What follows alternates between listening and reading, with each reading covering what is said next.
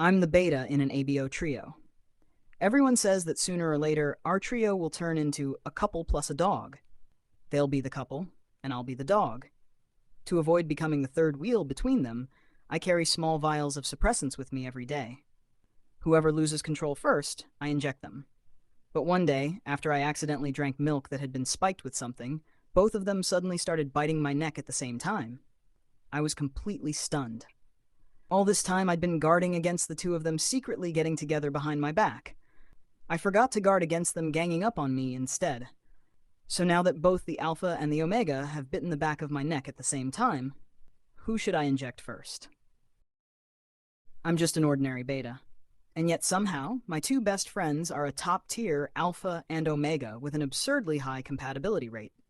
Ever since we were kids, people have been saying that I was destined to become the third wheel between Ethan and Alex. After all, one of them is devastatingly handsome, the other breathtakingly beautiful. One Alpha, one Omega. Their compatibility score is off the charts. It's basically fate that they'll end up together. And me? I'm just a painfully average beta. About as memorable as a glass of plain water. At best, I'd be the single friend hovering awkwardly on the sidelines, ruining the atmosphere for a lovey-dovey couple. On the surface, I act calm and detached. I say I would never be the kind of person who gets in the way of my friends' love lives. Behind the scenes, though, I'm grinding my teeth so hard they almost crack. Secretly spending a fortune to custom-order dozens of Alpha and Omega-specific suppressants overnight. For years, I've carried 2 injectors with me every single day. I keep a constant eye on both of them.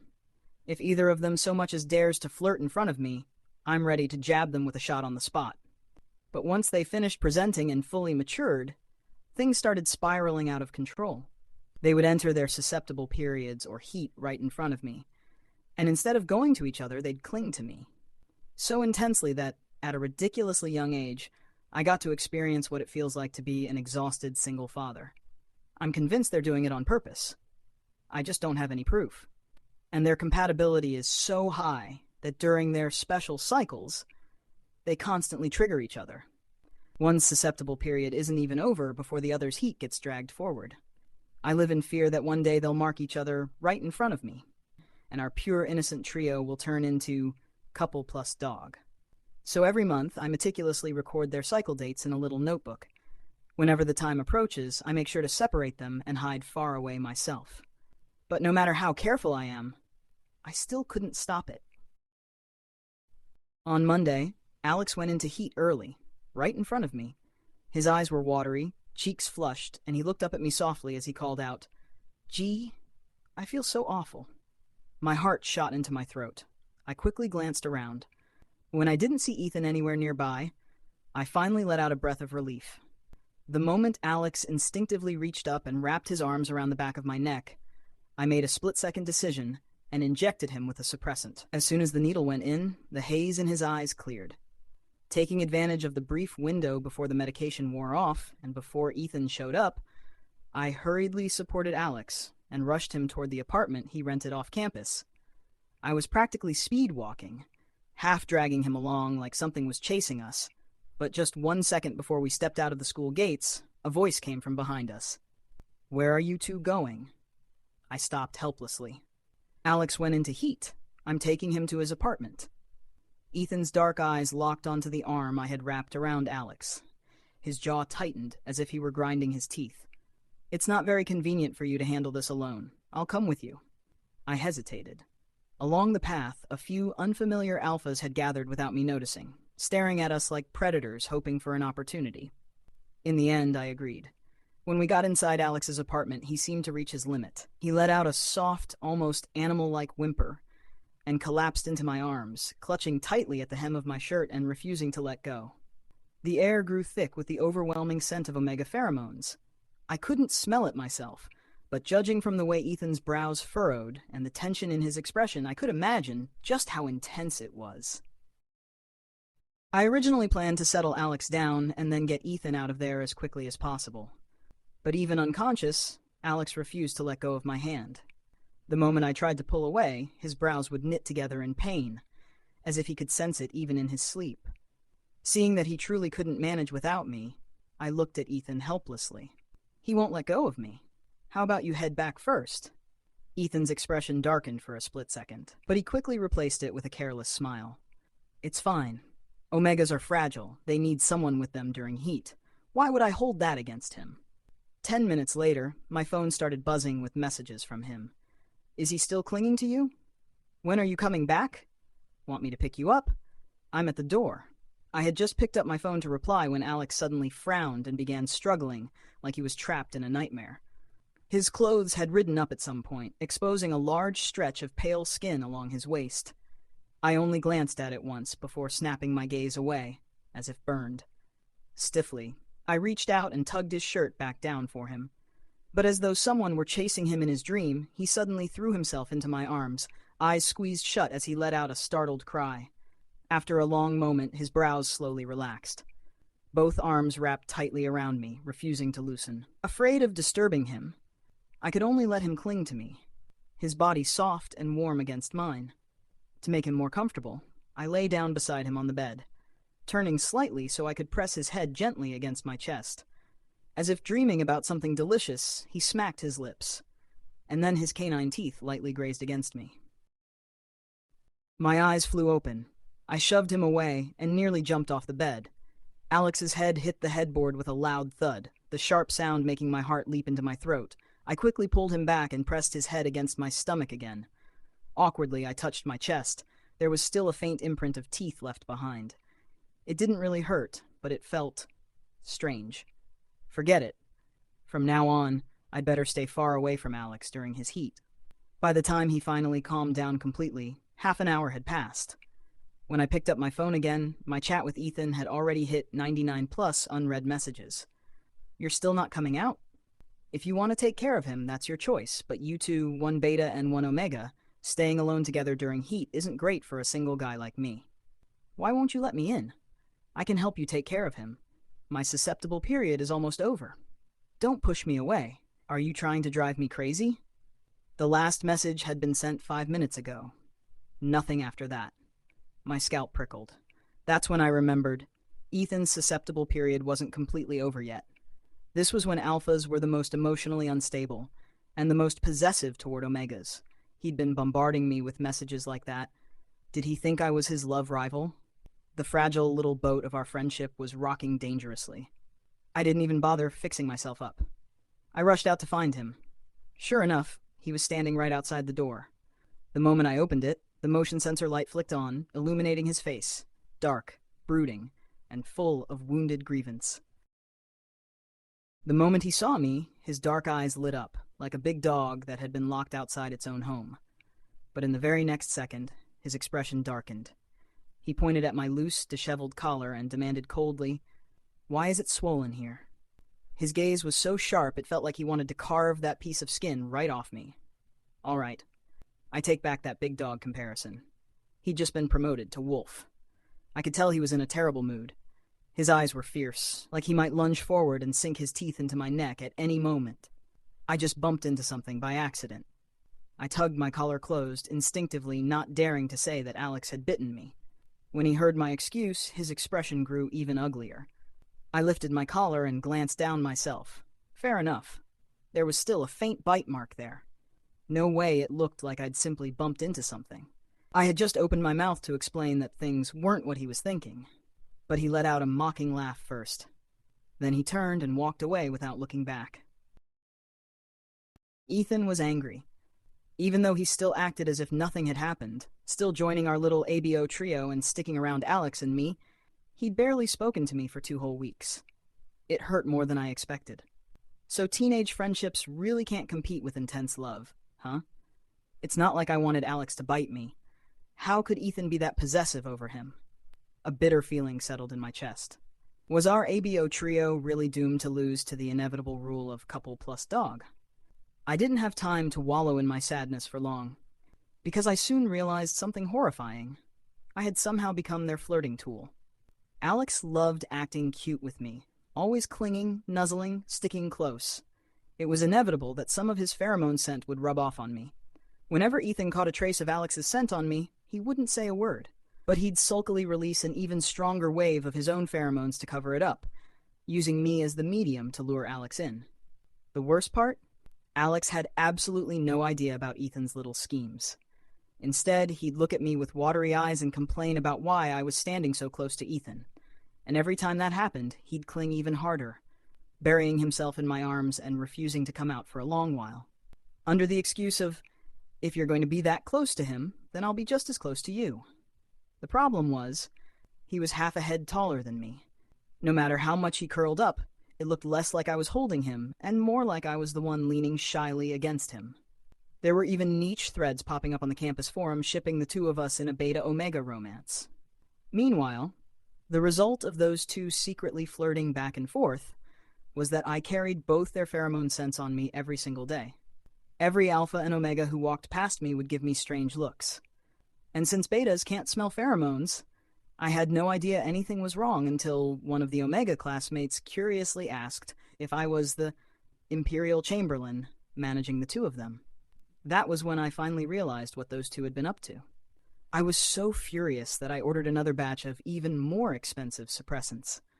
One shot, no matter how high-ranking the alpha or omega, would turn them as calm and detached as a beta. Absent-mindedly, I toyed with the small metallic injector in my hand and made up my mind. If Ethan and Alex dared to start nibbling on each other in front of me, I'd stab whoever started it first. Ever since I developed the habit of injecting people with suppressants, one day, while passing by Lover's Hill on campus, I saw several alpha-omega couples locked in kisses so intense they looked inseparable. My fingers twitched. Before I could stop myself, I walked over and stuck a suppressant into one of them. To be fair, I treated everyone equally. Every AO couple got one.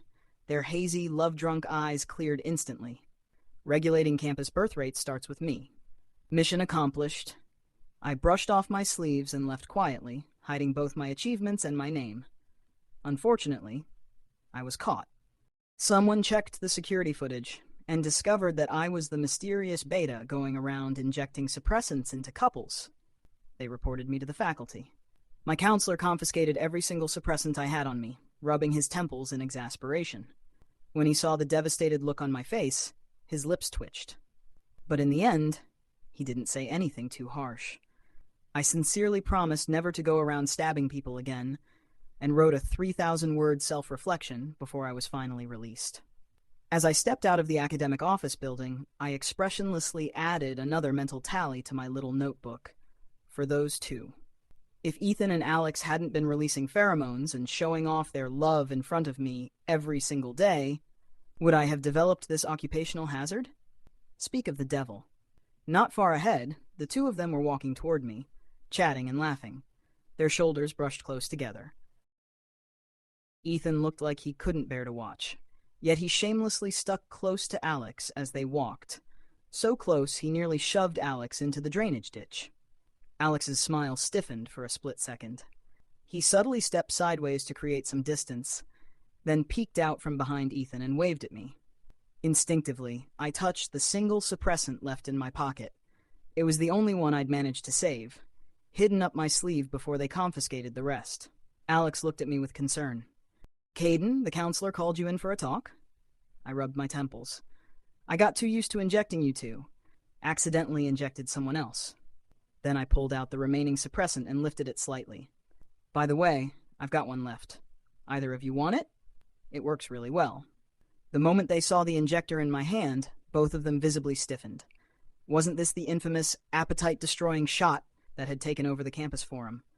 Rumor had it that the couples I'd injected were still pure-hearted and abstinent over a month later. They'd been so furious that they joined forces, checked the surveillance footage, and hunted down the culprit. Me. Ethan was still in the middle of our Cold War. He rejected it flatly. No need. My susceptible period is still a long way off. Give it to Alex. My hand shifted toward Alex. His thick lashes trembled slightly. I still have plenty of suppressants at home, he said softly. You should keep it for emergencies. At that, I stuffed the suppressant back into my pocket in disappointment. I'd been hoping to clear out my inventory. I'd heard the lab had just developed a new batch, way more effective than the old ones. Buy 50, get 50 free. Since we'd run into each other anyway, we headed back to the dorm together. For certain reasons, University A had set aside an entire dorm building specifically for mixed ABO housing. The first floor was for alphas, the middle 4 floors for betas, and the top floor for omegas. By sheer coincidence, the three of us all lived in that same building. When I returned to my room on the 5th floor, my only roommate was packing his things, preparing to move out for a few days. I greeted him casually. I was used to this scene by now.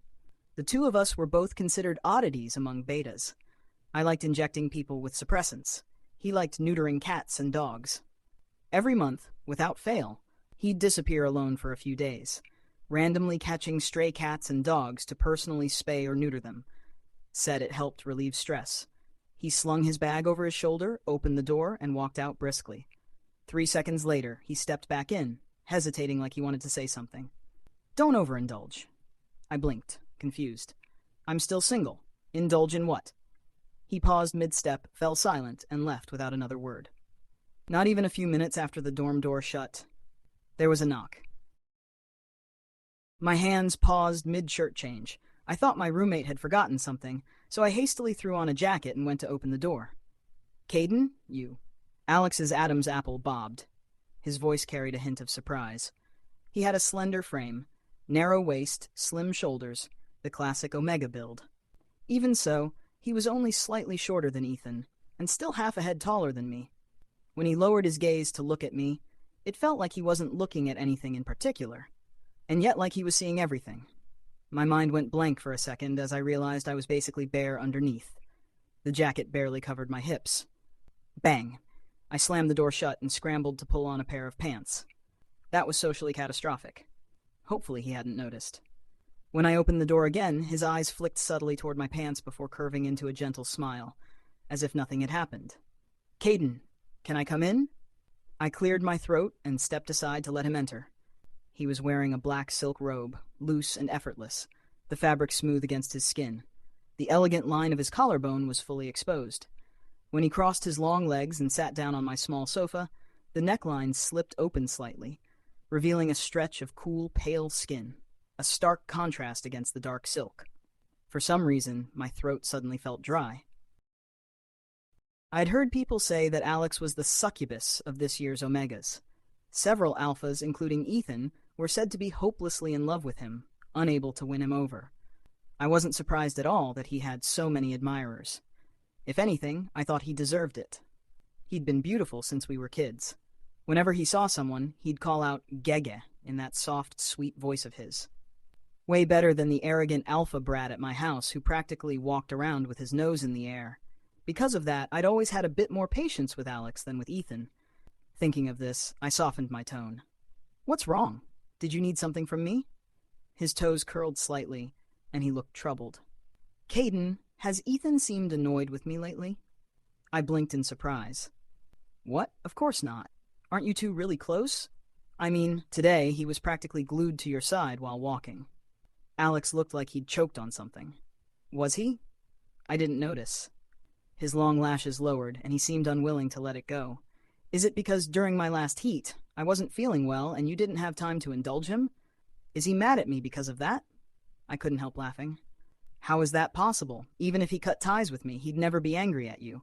He likes you the most. It wasn't that I randomly assumed Ethan liked Alex.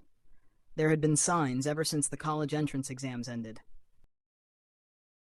At the coming-of-age ceremony after the college entrance exams, Ethan's mother discovered that her alpha husband had been cheating on her, with another alpha, for 18 years. That very night, she picked up a kitchen knife and ended the life of the man who had long since stopped loving her. From that day on, she loathed all alphas. That hatred extended even to her own son. After 4 more faithless alpha lovers in a row, on a bright sunny afternoon, she hugged Ethan once, just once, then walked briskly into the police station and turned herself in. Before the execution, she gazed at him for a long, lingering time, so long that both of their eyes stung from the wind. When the gunshot rang out, the last words she left him were, "I really wish I had never given birth to you." After handling his mother's funeral, Ethan locked himself in his room. He didn't eat or drink for an entire week, growing so thin he was barely recognizable. We took turns trying to persuade him to open the door and let us see him. In the end, only Alex was able to get inside. From that moment on, I knew that Alex held an irreplaceable place in Ethan's heart. Even though, after Ethan finally came out, I worried about his insomnia and held him every night for half a year just to help him sleep, he still relied more on Alex. When the exam results came out and it was time to choose universities, the alpha his father had cheated with approached him. He wanted Ethan to become his godson and apply to a university in his city, so he could make up for the mistakes he had made in the past. Ethan completely lost it and drove that alpha away. Then he broke down all over again. The tall, broad-shouldered alpha curled up in the corner of his room, his face deathly pale, cold sweat beading across his forehead. I knelt down and wrapped my arms around him gently, murmuring comfort over and over. Ethan, this isn't your fault. Don't force your father's mistakes onto yourself. He's him. You're you. I believe you would never become that kind of person. Your mom must have still loved you. When she said that at the end, she probably just regretted that you had to go through all of this. Otherwise, she wouldn't have left all her inheritance to you. A long time passed. He didn't say a single word. But I could feel my shoulder gradually growing damp, soaked through by warm, salty tears. I kept talking, rambling on, trying to soothe him, until the door creaked open. Alex walked in. He gave me a reassuring look, silently telling me to leave it to him. He didn't say anything dramatic. He simply stepped closer and gently touched Ethan's head, releasing a faint trace of comforting pheromones. Ethan's neck twitched at the stimulation. In the next second, he practically sprang out of my arms, hastily wiping away his tears as if he hadn't been crying at all. I felt a little wronged. I've been comforting you for ages, and the moment Alex shows up, you're fine? I'm not. Ethan protested weakly, his voice lacking conviction. He looked away guiltily, not daring to meet my eyes. And the worst part? This didn't just happen once or twice. Every single time, I would spend half a day comforting Ethan, talking until my throat went dry, and it wouldn't work at all. But the moment Alex showed up, Ethan would instantly be fine. I used to think that was just how our trio worked, until I got to college. One day, my roommate witnessed the scene and bluntly pointed out that I was basically playing the dog for a young couple. That was when it finally hit me. Back in high school, I had already become part of their couple play. This time was probably no different. Caden? Caden? A pale, slender hand waved in front of my eyes. My gaze brushed past the small tear mole at the corner of Alex's eye, and I snapped back to reality. He had leaned in very close. Too close. His light-colored eyes were bright and striking, reflecting my own face in their depths. Subtly, I took a step back to widen the distance between us. He kept talking after that, but I didn't really hear what he was saying, because I had suddenly realized something very, very clearly. He might look like he was confiding in me about his troubles, but he was actually showing off his romance. Poor me, chronically single, completely unable to see through a couple's tricks. I had genuinely thought the two of them had all sorts of conflicts, when in reality, I was just being passed back and forth between them, a prop in their flirting. This couldn't go on. I needed to stay away from both of them. After seeing Alex out, I immediately submitted an application to the faculty to become an exchange student overseas. Thanks to my notorious reputation, the department heads practically wanted me gone that very night. They fast-tracked every procedure for me. The approval speed was almost unbelievable. When my friends heard the news, they decided to throw me a farewell party. I hesitated for a long time, but in the end, I invited Ethan and Alex too. After all, we shared so many mutual friends. At a party like this, they were bound to find out I was going abroad sooner or later. We scheduled it for the weekend and booked a private room. The atmosphere was lively, full of chatter and laughter as everyone ate together. Since I'm allergic to alcohol, I only held up a glass of milk to toast with them. After drinking half a glass, I realized something was wrong. This milk had something added to it. The moment they saw my expression change, both Ethan and Alex's faces shifted. What's wrong? Are you okay? I shook my head, dizzy, my voice already starting to float. This milk, someone added something to it. I feel so hot. The room spun violently. I collapsed onto the floor, losing consciousness. Just before everything went black, I vaguely heard someone scream, "There's something in the milk!" What? Someone spiked it with an aphrodisiac? Wait, there's an aphrodisiac in the drinks? Nobody drink anything. My fingers twitched weakly as I tried to correct them. It wasn't an aphrodisiac. It was alcohol. I'm allergic. Somebody save me. Even though I couldn't move, I was still faintly conscious. I could clearly sense Ethan and Alex anxiously carrying me into a lounge room. They had obviously misunderstood too, thinking I'd been drugged with an aphrodisiac. I could hear their breathing growing heavier. Unaware of what I was doing, I gasped for air, burning up as I tugged at my collar. A large patch of skin was exposed to the cold air. Their breathing grew even heavier. For some reason, the two of them started arguing. I'm an alpha. I can help him relieve it. I'm an omega. I should be the one helping Caden. Alex, you've already been competing with me over him. But he's drugged right now. There's no time. Haven't you noticed? Caden spends more time with me. He likes me more. I should be the one. You're an omega. You can't even mark him. Right now, I'm the only one who can help. It's just an aphrodisiac. It's not like marking is the only way to deal with it.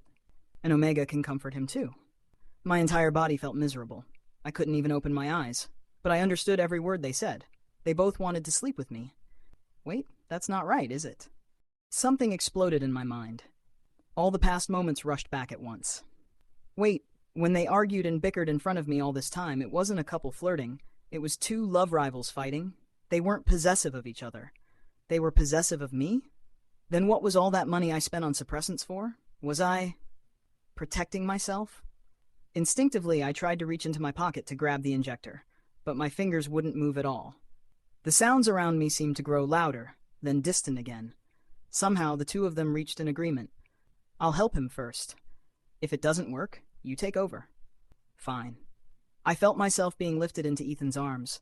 He removed my coat and laid me down in the middle of a large bed. A hand began rubbing at the back of my neck, the place that had long since degenerated in a beta.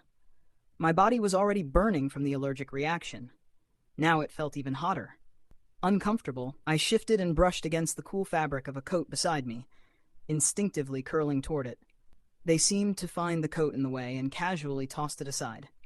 In the movement, the last suppressant in my pocket slipped out with a soft click. It rolled across the floor and disappeared under the bed. Completely gone. Suddenly, I felt something wet brush against the back of my neck. Ethan pulled back, puzzled. That's not his gland, is it? Alex let out a cold laugh from the side.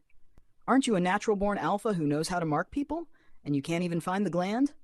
Ethan's eyes darkened. Irritated, he bit down anyway. There was a sharp sting at the back of my neck, then a strange swelling ache, as if a syringe were pushing liquid into my body. After marking me, Ethan withdrew his fangs and carefully wiped the spot with a damp tissue. The two of them waited. But I was still burning from the alcohol allergy, my entire body flushed red. Ethan sounded disappointed. Your turn. Alex leaned closer to my neck, then covered his nose slightly. Your pheromones are overwhelming. Ethan's expression turned grim. Then don't bite. Caden doesn't have to be marked by you. Alex huffed softly. Of course I'm going to help Caden deal with this. Another sharp, injected sensation. The pheromones of two top-tier AO clashed wildly inside my body. My heart pounded faster and faster, like it was about to burst out of my chest. And then, at some point, I finally lost consciousness completely. When I woke up again, the nausea from the alcohol allergy hadn't even hit yet. What came first was the pain at the back of my neck. It felt like the place where my long-degenerated gland used to be had been bitten twice. I reached back to touch it, wincing from the soreness. Ethan licked his canine teeth unconsciously and pressed me down. Don't move. It's a little swollen. Alex thoughtfully grabbed a bandage and carefully stuck it over the spot for me. I pushed myself up in bed. The blanket slid down, revealing the bluish-purple marks scattered across my body, especially the spot where Alex had bitten me during his last heat. There was still a very obvious bite mark there. Memories of last night's chaotic scene flashed through my mind. I fell silent for a moment. Why is my neck swollen? The two of them exchanged a glance, then guiltily looked away. Neither spoke.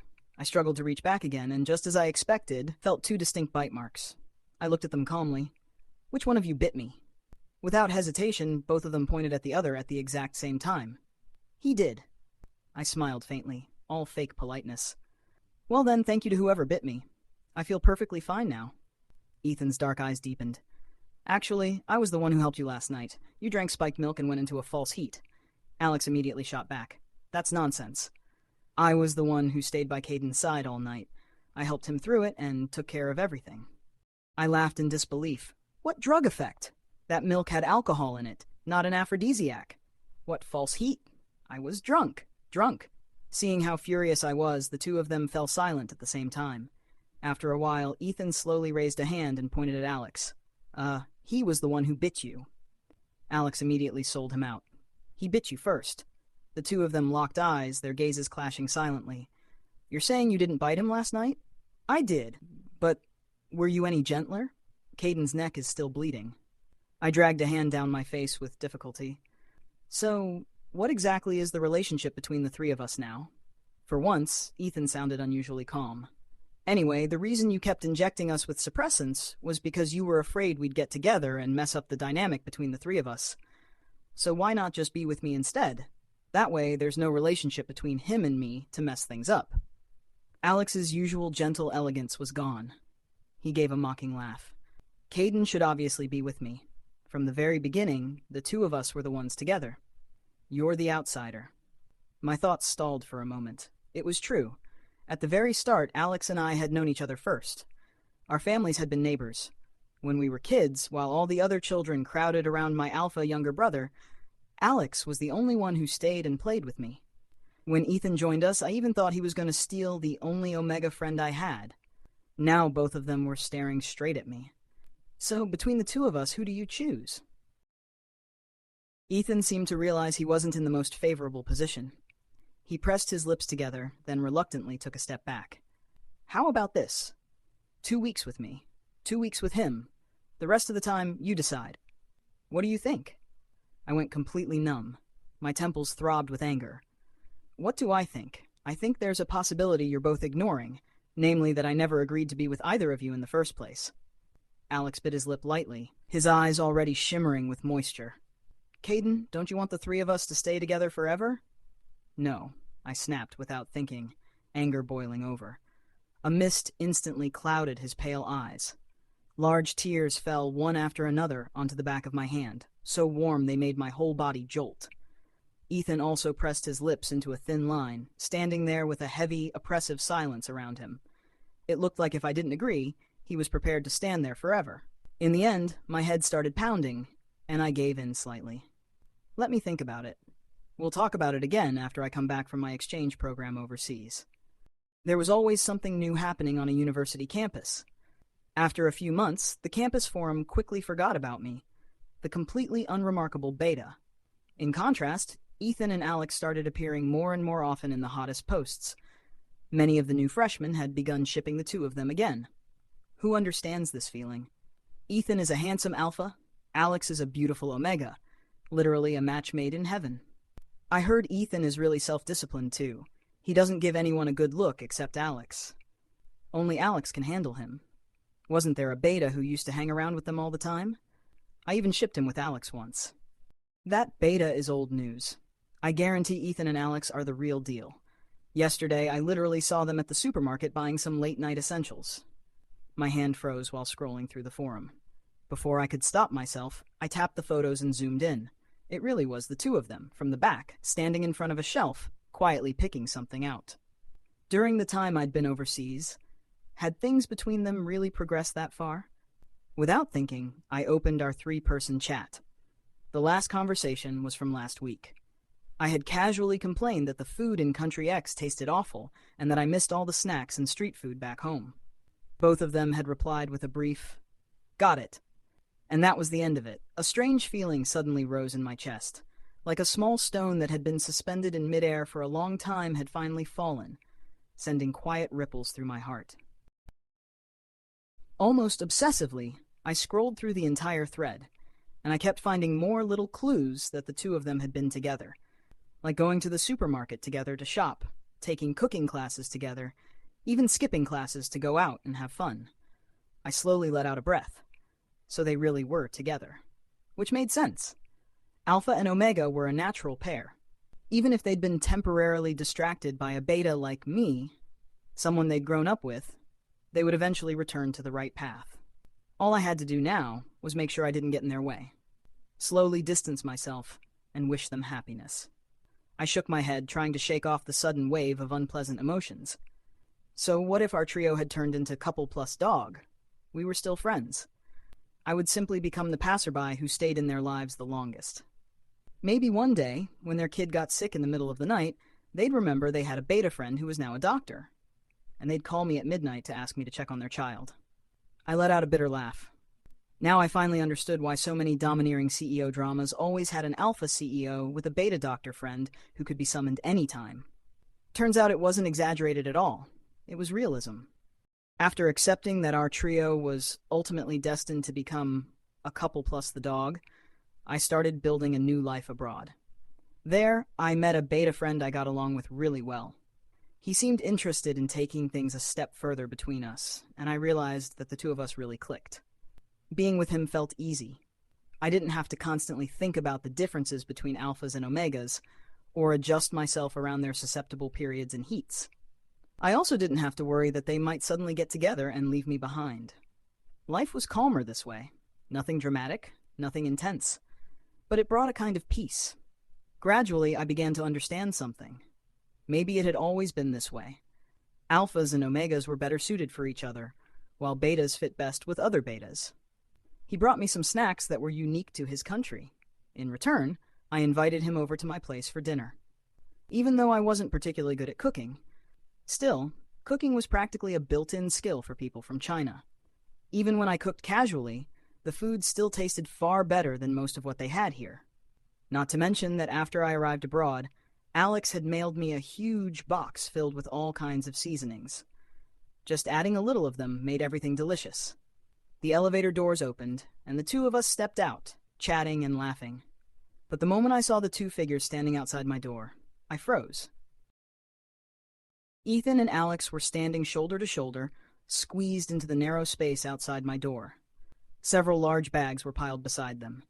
With nowhere to put the rest, they had to balance a few of them on top of their feet. My beta friend and I almost had nowhere to step. When they saw me chatting and laughing with another beta, their eyes narrowed at the same time. Caden, who is he? The alpha's voice was filled with hostility. Caden, have you abandoned me?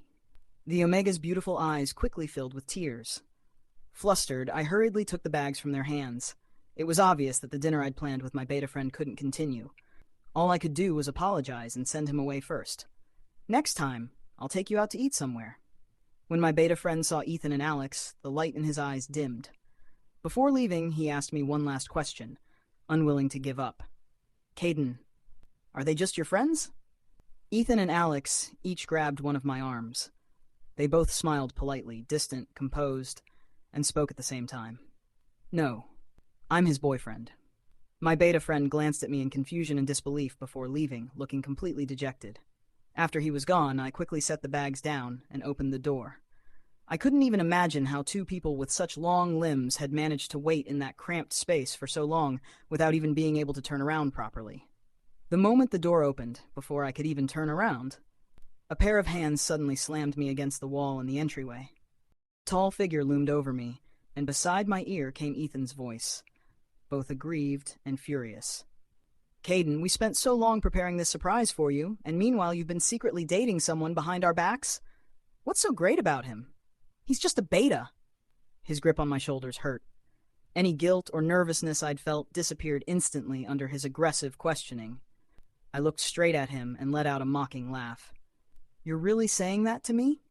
Haven't the two of you been secretly dating behind my back too? The pictures of you two buying protection on the campus forum were everywhere. By the time I go back next semester, you'll probably already have kids. I forcefully shook off his grip and looked at both of them with disappointment. What's wrong with betas? At least betas don't make me feel insecure every single day like you two do. The moment the words left my mouth, the room fell into dead silence. We bought protection because... Ethan opened his mouth, but whatever he was about to say died before it came out. Alex, however, seemed to realize something. The smile at the corner of his lips grew wider and wider. He pulled a small box out of his pocket and pressed it into my hand. His pleasant voice carried a hint of coaxing. Caden, don't you want to see what brand we bought? Take a look. Maybe there's one you like. Of course, if Caden prefers kids, we can skip it. But Caden would have to give birth to them for me. Having kids crosses a line. I shoved the little box back toward him, making my refusal clear, then shut my mouth stubbornly and stopped talking.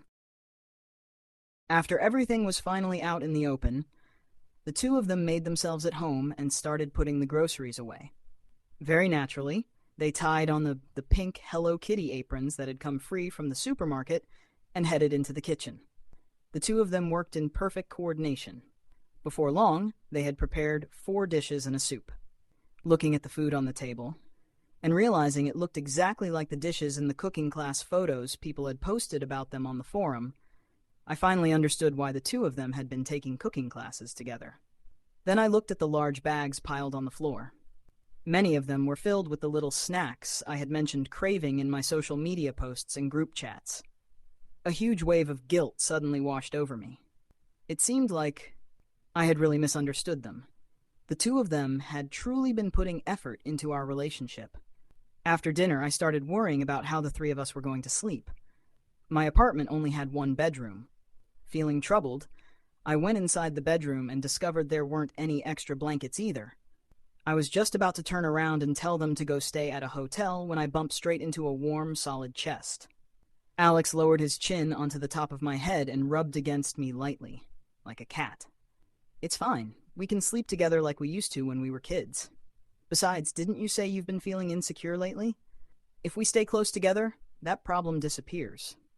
Ethan quietly stepped closer too. Each of them wrapped one arm around me. When the three of us collapsed onto the bed together, the frame let out a strained creak. At some point, the small box had been opened. Each of them picked out the type they liked best. That was when I finally realized something was wrong. Scrambling out of one person's arms, only to end up caught in the other's. But by then, it was too late. They kept taking turns, demanding that I choose between them. If I didn't choose, they'd bite my neck. If I did choose, they still bit my neck. That night, it honestly felt like my neck was about to break. And for the first time in my life, I discovered something new. Apparently, it's not just alphas who can pin someone down. Omegas can do it too. From then on, the two of them started flying over to visit me every week, taking turns. They called it giving me a sense of security, while conveniently showing off their own advantages so I could choose properly. But every time they came, they would coincidentally fail to book a hotel, leaving them with no choice but to stay at my place. It didn't take long for me to realize they were doing it on purpose, because every single time they visited, a new mark would appear on the back of my neck the next morning, and my body would carry the faint scent of both an alpha's and an omega's pheromones. It got so bad that every time I went out, I had to spray myself with a ridiculous amount of pheromone neutralizer. Only then would the alphas and omegas around me stop looking at me the same strange way my classmates used to. But one day, I accidentally wore a coat that had been hanging in my bedroom without being treated. And that's how my classmates finally noticed. One of the foreign alpha students I was fairly close to asked me in stiff, heavily accented Chinese, "Caden, you have 2 boyfriends? One A, one O." Seeing me freeze, he seemed to imagine something on his own and gave me a big thumbs up. "You? Very impressive." As he walked away, he excitedly shared the story with his Chinese language partner. "Dear, I originally wanted to find a Chinese teacher. Unexpectedly, I witnessed real love. I finally understand the true meaning of love. It's sharing, not possession." Hearing my alpha classmate's words, I opened my mouth, wanting to rush over and explain. But he had already walked far away, starting another conversation with his friend. So in the end, I could only stop where I was. I seriously thought about the relationship between the three of us for a long time, and I realized that I simply couldn't choose between them. After returning home, I called the two of them over. Hesitantly, I asked if the three of us could just keep things the way they were. Ethan and Alex exchanged a glance, as if they had already expected this situation. To my surprise, they agreed without hesitation. I finally let out a long breath of relief. Our trio was better off staying free of romance. After we cleared everything up, I started organizing the suppressants I had left from before, lining them up neatly one by one. I glanced at Ethan and Alex. Then I gathered all the injectors together and stuffed them deep into a drawer. I had no intention of ever taking them out again. Thinking about the embarrassing incidents I'd caused before, running around injecting people with suppressants, I couldn't help but laugh softly. So it turned out, an ABO trio didn't have to end up as couple plus dog after all.